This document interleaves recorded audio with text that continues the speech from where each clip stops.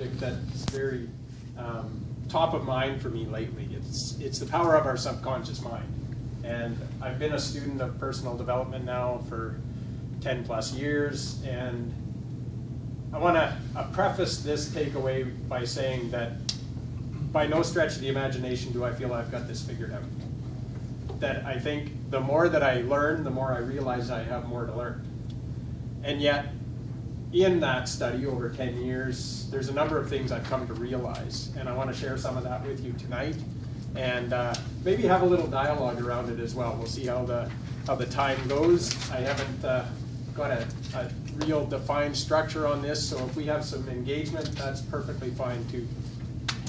So I want to start by talking about the 5 little words that we all likely heard thousands of times early in our life, and they formed the paradigm that we operate on. And those 5 words are don't, stop, no, and be careful. And as a parent, I'm really highly aware of the use of those words. Actually, before we had kids, I started learning some of these concepts, and I learned that eliminating don't, not, and no from your vocabulary was a great thing to do.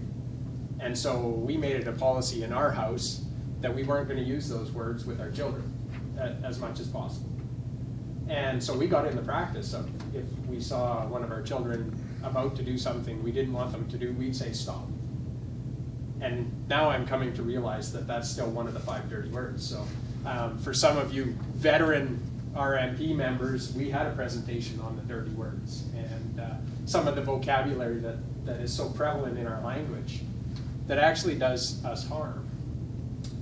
And so to relate those dirty words and what they've done to us, most of the subconscious programming that we operated on was formed at a young age, before 10, some say before 7. And again, as a parent of a 10 and an 8-year-old, it scares the shit out of me to think that what I've programmed into my children to this point is what they're going to operate with in adult life, in large part. I'm happy that I'm aware of that and I'm conscious of it, but at the same time it's scary because there's circumstances where instincts kicked in, or my own paradigm kicked in, and I did things the way I didn't want to do them, but I remember my parents doing them, and it just came out that way. And so I wonder what kind of thought process have I instilled in my children. So one of my mentors has a really great analogy. He calls our paradigm the human condition, and really what we're operating on is the human condition. It's the paradigm underlying. And so his analogy is, if you think of the mind as conscious and subconscious, the conscious mind would be like a golf ball sitting on the roof of BC Place Stadium, which is the subconscious. Now, it's not necessarily a size reference. It's more which one has the greater control over your day-to-day actions. So let me ask you a question. When was the last time, Brendan, you thought consciously about your heart beating? Fairly regularly. Really? I think about my beating heart. I don't think about making it beat. Okay. But I listen to people's hearts, so I always think about I suppose you're listening. Wrong guy. Wrong guy. That's a good dog. We're listening. Whoops. So suffice it to say, there's a lot of things going on in the background. Peter, I don't imagine you consciously think about digesting the supper you had tonight very often. Up and down. Right? So all that stuff is happening automatically. Subconscious mind is taking control of that. And it's looking after all that stuff, our breathing, our digestion, our immune system. All of those pieces are being run by our subconscious. But to get back to those 5 dirty words, they form our paradigm. And so the analogy is every time we hear one of those words, think of that BC Place Stadium filled full of people. And every time you hear one of those words, think back to your childhood. When your mom or your dad yelled no at you, it was startling. It got your attention. And then, how many times did you play that back in your mind? Because your subconscious mind doesn't know the difference between past, present, and future. So if you heard it once and then you repeated it to yourself. You played that scenario back over and over in your head. You just reinforced that in your paradigm.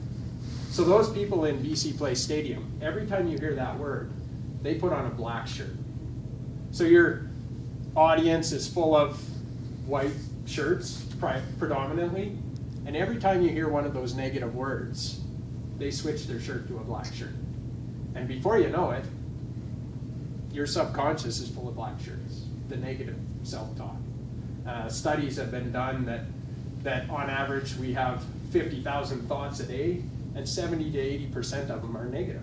It's like, shit, why'd I do that? Or I'm so stupid, or how could I forget that? All those little things that we say to ourselves over and over and over and over again, and they're not helping us.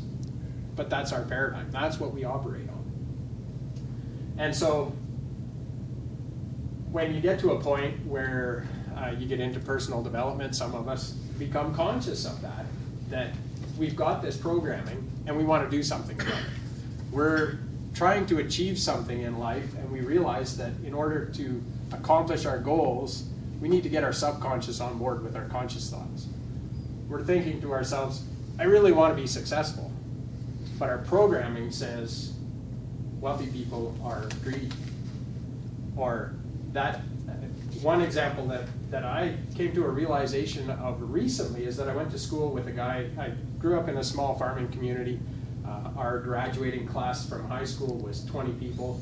Gives you an idea of the size of the school. I think, I knew everybody from just about kindergarten to 12.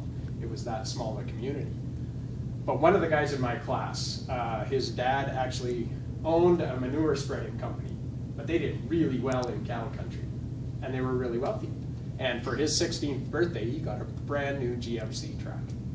And he was the spoiled rich kid in our class, and everybody knew it, and he knew it too, and he had quite an ego.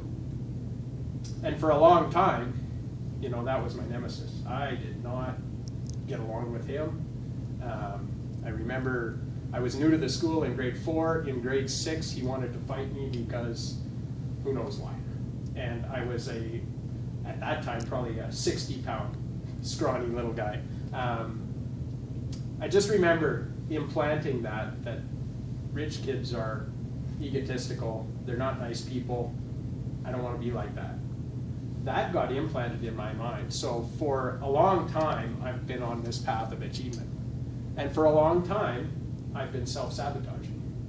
Things have been happening, I'd make progress, and then something would happen and pull me back. And I've done a lot of personal development work, I've hired coaches, all these pieces. And what it comes down to is you got to work on that programming that's running behind the scenes. And so my mentor shared a great